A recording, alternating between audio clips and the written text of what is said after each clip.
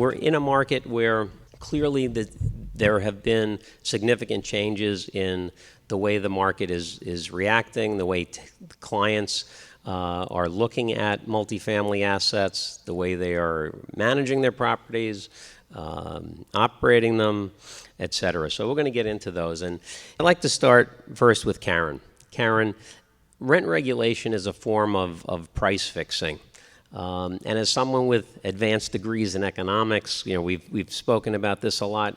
Could you share with the audience some of the impacts that rent regulation reform will have on the market moving forward and how price fixing impacts macroeconomics? Sure. So, at the macro level, with prices where they are in New York, the only solution that would really fix the issue without regulatory intervention would be an increase in supply.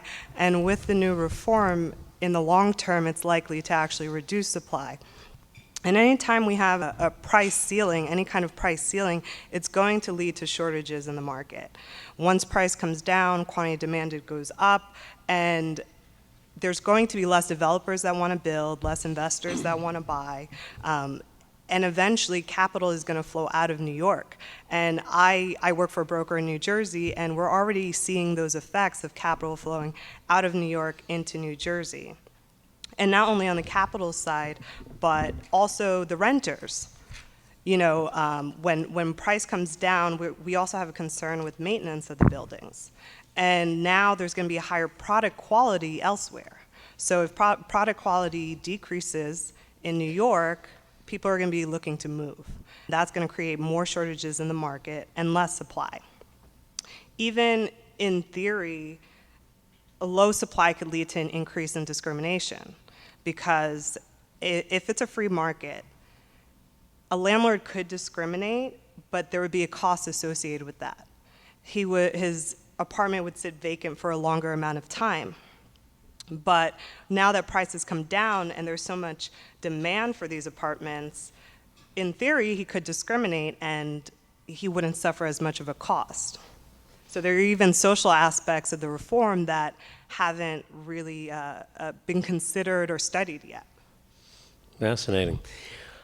Sherwin, and I want to thank you very much. Over the years, you've been so helpful to me with advice and trying to understand this labyrinth of landlord-tenant issues, so thank you very much for that. How has, over the past few months, what has changed with respect to the way clients are interacting with you? What are they asking you to do, what not to do? What are the most frequently asked questions? How has life changed as one of the top landlord-tenant attorneys in New York City? How has your day-to-day changed based on this new rent reform? The day-to-day has changed. The Housing Stability Act that was passed last June is incredibly complex. It really changes the rules of the game. Many owners who want to comply with the rules are having a very difficult time doing so. The rules often make sense or are a disincentive to investment. So one of the questions that comes up constantly is, I have a tenant that just vacated an apartment. Tenant was in that apartment for 30 years. I just want to get the apartment ready to rent. What can I do? And I explain, the most you're allowed to put into the apartment is $15,000 if it's stabilized. The most you can put into the apartment is $15,000, and the grand total rent increase you're going to get is $83.33. That's it. And it comes off in 30 years. 30 years from now, it'll go away. That's not feasible. So you're starting to see on long-term, deeply stabilized apartments, some owners beginning to leave apartments vacant because it just makes no sense. They can't put the money in and get it out. You're starting to see some owners doing reconfiguration of apartments, changing the footprint to get a first rent. It's going to be stabilized thereafter, but it's one of the few opportunities to spike the rent higher. And the constant question is what's happening in the next session. That's the constant question. And my answer is my crystal ball is incredibly cracked. But you read the tenant activist list, it's good cause eviction, which is another name for universal rent control, reconfiguration of apartments, trying to put some cap on that. So even the small opportunities for rent increase, the tenant activists are looking in the next legislative session to possibly put constraints on. It's just been an incredibly difficult environment. The other thing is to see owners who spent the money on capital improvements in their building prior to June 14th, file MCI applications prior to June 14th, and then have those applications rejected because there were less than 35% stabilized units, so they get no increase. That's been very difficult to talk to clients about, to explain you expended the monies based on the law in effect, based upon an investment that you thought you were going to pull out, and it's just gone. That's a very difficult conversation. It's also a very difficult conversation to talk with owners who are in the middle of owner occupancy cases, recovering the apartments for themselves and their family. They've expended enormous amounts of money to acquire a townhouse so that it could have a single home for themselves and their family. To explain to them, you don't meet the new standard of compelling necessity, and you're also limited to one apartment. So all of the monies you spent buying the apartment to create a family home, your dream's gone. Those are just very, very difficult conversations. Okay, one of the not so bright spots that I didn't mention was that one of the most troubling things for me as someone who loves New York as much as I do and want to see the market do well and everybody excited and enthusiastic to participate in our market is that increasingly I'm seeing investors that for decades have only purchased property in New York City, buying properties outside New York. It seems like every week a client is calling up and saying, hey, Bob, I'm buying a building in Nashville or Tallahassee or Austin. The brokers don't know me down there. Could you call them and tell them who I am? And these are people with significant net worths that I never would imagine they would have bought anything outside New York. And increasingly, they're looking to deploy capital outside New York. It seems like 2 or 3 times a month we're meeting with a family that built their own portfolio, that are thinking about selling the entire portfolio and deploying the capital outside New York. But we still have folks who are optimistic about New York City and are still buying here and buying multifamily. And Douglas, you're one of those folks. Could you share with us your perspective on the market? You're actively looking to invest. Why now in the face of rent regulation reform? Why do you think it's a compelling thing, and why are you so optimistic about the market?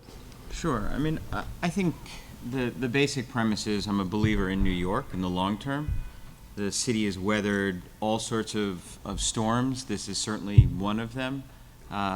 Everyone in this room obviously has been hurt in a detrimental way by these regulations, but I don't believe that they're here to stay. I think that there are tremendous unintentional consequences that have or the result of the regulations, and those unintended consequences need to be fixed because otherwise the city won't have what it desperately needs, which is an answer to affordability, an answer to income inequality. And I think as you mentioned, the city at some point needs to build its way out of it. And so, hurting the rent stabilized housing stock is not the answer. And when politicians eventually realize that capital's not going into buildings, when capital's not going into apartments, that we're not creating good quality apartments for people to live in, I imagine that there'll be some type of correction. But I think long term, and you mentioned this, when you travel around the world, capital wants to be here. When you travel around the world, people want to be here. So I'm a believer long term in New York City. And I think, I'm happy to go visit Florida and California and Tennessee and all these wonderful places, but this is a place where I want to invest. I think that's great. It's great to see that optimism, and I want to stop getting calls from people saying, call the brokers in another state and tell them who I am. So Susie, Karen mentioned that one of the impacts on the marketplace is supply, and that if owners are not re-renting stabilized units, they're just leaving them vacant. That's constricting the supply. So the market looks to developers to increase supply by building new buildings. How has rent regulation reform impacted your perspective on the market, on developing opportunities? How have things changed over the last few months based on these changes? So I think the biggest impact is really we're looking at deals where we need to make sure that our first rent is above the deregulation threshold. So when you look at markets like Queens, Brooklyn, core areas of Brooklyn, and definitely Manhattan, those are the areas where you can achieve that. I do think new developments that have free, unregulated market units will actually trade at a higher value once those units are developed and brought to market versus the pre-regulation 80-20 component. So we're optimistic because we're developers, but I do think we are, as developers, there's a lot of migration to Jersey because, Jersey waterfront is a little bit of our sixth borough, so we're definitely looking at those areas as well as places develop where the headwinds politically is coming but is not quite there yet. Right, and one thing I have always found interesting about New Jersey is that every town has its own form of rent regulation, so it varies town to town. With respect to the unit mix in your building, Susie, you mentioned that you need to get your first rent above a certain threshold. Normally, developers would look at a marketplace and say, this neighborhood needs more studios and ones, or maybe it needs more 3- and 4-bedroom apartments. Is economics and the realities of what you need to build to get over a certain threshold impacting the unit mix that you're looking at in the buildings you're building? I think that happens whether the deregulation rent is impacted or not, because the reality of it is that your yield is always much higher on the smaller units, not so much on the larger units. And you build the larger units to create a much more sustainable development ultimately, because you don't want your tenants to churn so much. But I think it's sort of the absolute dollars where maybe on the fringes of Queens, Long Island City, and even Brooklyn, maybe you'll do a little bit bigger 1-bedroom versus a smaller studio. So your unit mix changes so that tenants are incredibly sensitive to $100 a month in rent when they're stretching a bit to rent the apartment. So if you get a little bit more and you change the finishes a little bit, maybe you can get to the deregulation threshold easier. So I think that sort of calculus is there now.